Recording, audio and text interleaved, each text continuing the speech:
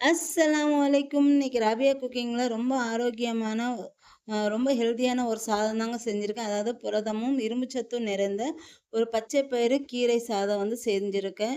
வாங்க இந்த பச்சை பயிறு கீரை சேர்த்து இந்த சாதம் எப்படி செய்றது அப்படி சொல்லிட்டு பார்க்கலாம்.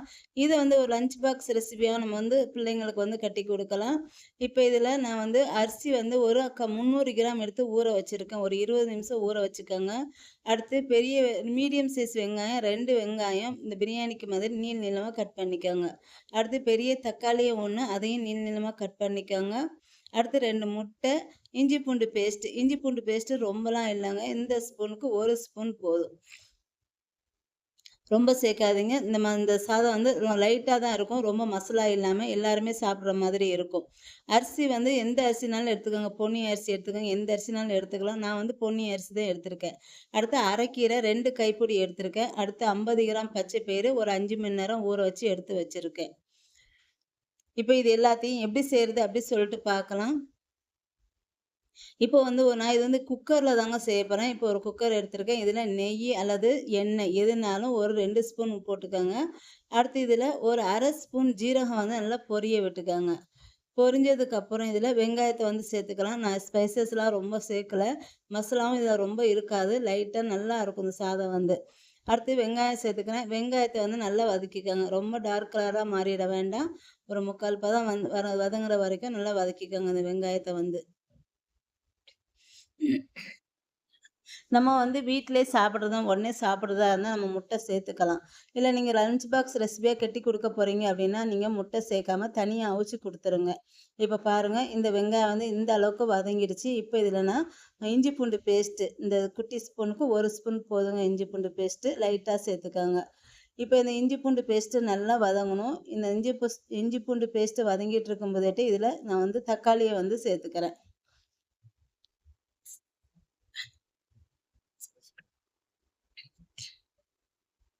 இப்ப தக்காளி சேர்த்துட்டு, இதையும் நல்லா வதக்கிக்கணும். இப்ப இதுல தேவையான அளவு உப்பும் சேர்த்துக்கங்க. சேர்த்துட்டு தக்காளி வந்து நல்லா கரைஞ்சிரணும். நல்லா பேஸ்ட் ஆகுற மாரி நல்லா வதக்கிக்கோங்க தக்காளிய வந்து. இப்போ உப்பு வந்து சேர்த்துக்கிறேன் இதுல. உப்பு சேர்த்துட்டு நல்லா வதக்கிக்கோங்க. வதக்கிட்டு நம்ம பச்சை பயிறு வந்து நல்லா நான் வந்து ஒரு 5 மணி நேரம் நான் பச்சை பயிர வந்து ஊற வச்சிருக்கேன். பச்சை பயிறு வந்து ஊற வச்சு சேருங்க. இல்ல வந்து சட்டுன்னு வந்து சாதத்தோட சேர்ந்து ஒண்ணா வேகாது. அதுக்காண்டி ஊற வச்சு தான் சேர்க்கணும். இப்போ ஊற வச்ச பச்சை பயிறு வந்து நான் 50 கிராம் எடுத்திருக்கேன். இத வந்து தக்காளியோடயும் சேர்த்துக்கலாம் இப்போ. சேர்த்துட்டு 2யும் ஒரு 1 நிமிஷம் நல்லா வதக்கிக்கோங்க.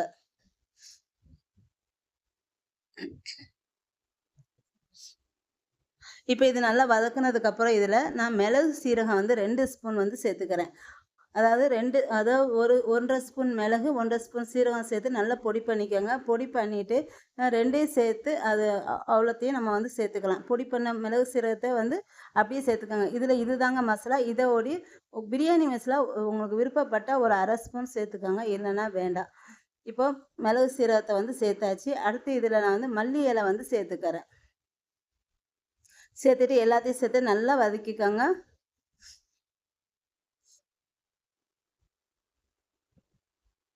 நீங்க வந்து எந்த கீரைனாலும் வேணும்னாலும் சேர்த்துக்கங்க. நான் வந்து அரைக்கீரை சேர்த்துருக்கேன். முருங்கீரை சேர்த்துக்கலாம். எந்த கீரைனாலும் சேர்த்துக்கலாம். இது அரைக்கீரை சேர்த்தது நல்லா இருந்துச்சு. இது வந்து டேஸ்ட் வந்து வித்தியாசமா இருந்துச்சு. அடுத்து வந்து நான் வந்து மஞ்சத்தூள் வந்து ஒரு 1/4 ஸ்பூன் சேர்த்துக்கிறேன். இந்த மசாலா எல்லாம் இந்த மாதிரி கரண்டியில இருந்து நான் எடுத்து விட்டுக்கிறேன். விட்டுட்டு நல்லா வதக்கிக்கிறேன் திரும்ப. இதில பாலக்கீரை கூட போட்டு செய்யலாங்க. நல்லாருக்கும். இப்ப இதில பிரியாணி மசாலா. நான் வந்து பிரியாணி மசாலா வந்து ஒரு 1/2 ஸ்பூன் வந்து சேர்த்துக்கிறேன். ரொம்ப சேர்க்க வேண்டாம். இந்த மாதிரி ஒரு 1/2 ஸ்பூன் இல்லன்னா 1/4 ஸ்பூன் வந்து சேர்த்துக்கங்க. சேர்த்துட்டு இதையும் சேர்த்து நல்லா வதக்கிக்கோங்க. வதக்கிட்டு இப்ப இதில இது நல்லா வதங்குனதுக்கப்புறம் தக்காளி எல்லாம் நல்லா கரைஞ்சிருச்சு பாருங்க. இப்ப நான் அரைக்கீரை வந்து 2 கைப்பிடி நான் வந்து சேர்த்துக்கிறேன். நல்லா கழுவிட்டு நல்லா பொடியா நறுக்கிக்கோங்க கீரைய வந்து. நறுக்கிட்டு இப்போ சேர்த்துட்டு இதையும் ஒரு 1 நிமிஷம் நல்லா வதக்கிக்கோங்க. வதக்கிட்டு இப்ப நான் வந்து 1 கிண்ணம் வந்து அரிசி வந்து எடுத்துருக்கேன். குட்டி கிண்ணத்துக்கு. அதாவது 300 கிராம் அரிசிய வந்து ஒரு பாத்திரத்துல அளந்துக்கங்க. அதுக்கு 3 கிண்ணம் வந்து தண்ணி வந்து ஊத்திக்கங்க. இப்போ 1 கப் அரிசினா 3 கப் தண்ணி. இப்ப இதுல தண்ணி வந்து சேர்த்தலாம் பாருங்க. எல்லாமே நல்லா வதங்கிடுச்சு. இப்ப இதுல நான் வந்து தண்ணி வந்து சேர்த்துக்கிறேன்.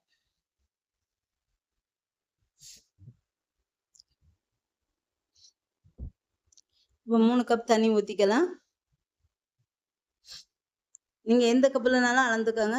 ஏன்னா இது வந்து எடை வந்து 300 கிராம் அந்த அரிசி. 300 கிராம் அரிசிக்கு தான் இந்த மசாலா எல்லாமேட்டு இந்த வெங்காயம், தக்காளி எல்லாம் மெஷர்மெண்ட்டு இந்த 300 கிராம் அரிசிக்கு. இப்போ கப்பில் அளந்துட்டு 3 கப் தண்ணி வந்து ஊற்றிக்கோங்க. இப்போ இது கொதி வரும்போது இதில் முட்டை வந்து சேர்த்துக்கலாம். கொதி வந்ததுக்கு அப்புறம் தாங்க முட்டை சேர்க்கணும். அதுக்கு மேலே சேர்க்காதீங்க. முட்டை உடஞ்சி எல்லாம் ஆகிடும்.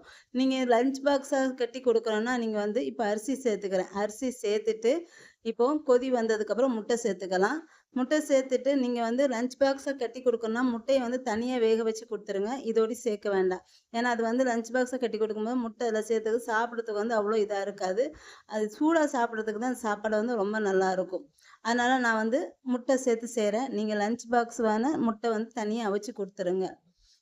இப்போ இது கொதி வரட்டும். கொதி வந்ததுக்கப்புறம் நம்ம வந்து இதில் முட்டை வந்து சேர்த்துக்கலாம். நீங்கள் எத்தனை முட்டை வேணால் சேர்த்துக்காங்க.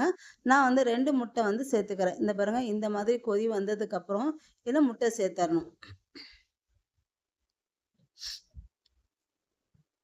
இப்போ 2 முட்டையை நான் வந்து உடச்சி ஊற்றிக்கிறேன் இதில்.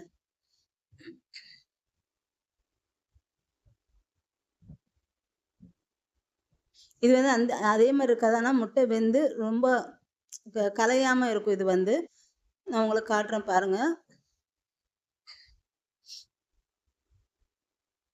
நீங்கள் உடனே சாப்பிடணும், மதியானம் லஞ்சுக்கு செய்கிறீங்கன்னா முட்டை சேர்த்து செய்யுங்க, நல்லாயிருக்கும் சூடாக சாப்பிட்றதுக்கு வந்து. இது வந்து ரொம்ப மசாலா அப்புறம் காரம் எதுவுமே இல்லாமல் எல்லாருமே சாப்பிட்ற மாதிரி நல்லா இருக்குங்க. இப்போ இதை வந்து மூடிட்டு இது வந்து ஒரு 3 விசில் விட்டுறலாம் நம்ம வந்து. நீங்கள் பொன்னி அரிசி சேர்க்குறீங்கன்னா அரிசியை வந்து 1 மணி நேரம் ஊற வச்சுடுங்க. ஏன்னா அது பொன்னி அரிசி வந்து வேகிறதுக்கு லேட் ஆகும். அதனால் நான் 1 மணி நேரம் ஊற வச்சிட்டேன். வீட்டில் ஏதாவது சாப்பிடுவோம், அதனால் அந்த அரிசியிலே நான் செஞ்சுருக்கேன். இப்போ பாருங்கள், 3 விசில் விட்டுட்டு அதுக்கப்புறம் எடுத்து பார்க்கலாம் நம்ம. இப்போ இதை பாருங்கள், எவ்வளோ சூப்பராக வந்திருக்கு பாருங்கள் சாப்பாடு வந்து. பச்சை பயிறு கீரை சேர்த்து ஒரு ஆரோக்கியமான சாதம் வந்து ரெடி ஆயிடுச்சு. இங்கே பாருங்கள், 3 விசிலே சூப்பராக வந்துடுச்சு. அவ்வளோ சாஃப்டாக இருக்குது அரிசி வந்து.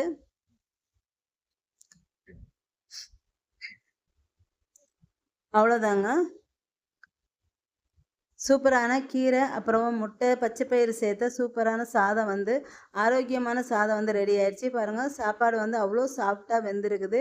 அதுமாரி ஒன்றும் ரொம்ப சேராமே நல்லா இருக்குது சாப்பாடு வந்து. இது வந்து அதில் சேர்த்த முட்டைங்க. இது வந்து அதுவும் தனியாக இருக்குது பாருங்கள். இப்போ இதுக்கு ஒரு தயிர் பச்சடி அப்புறம் வந்து உருளைக்கிழங்கு ஃப்ரை, இது 2மே சூப்பராக இருக்குங்க. இந்த சாதத்துக்கு வந்து ரொம்ப நல்லாயிருக்கும். கண்டிப்பாக நீங்களும் செஞ்சு பார்த்துட்டு எப்படி இருக்குன்னு சொல்லுங்கள். என்னோட இந்த வீடியோ உங்களுக்கு பிடிச்சிருந்தா லைக் அண்ட் கமெண்ட் ஷேர் பண்ணிக்கோங்க. என்னோட சேனலை மறக்காமல் சப்ஸ்கிரைப் பண்ணிக்கோங்க.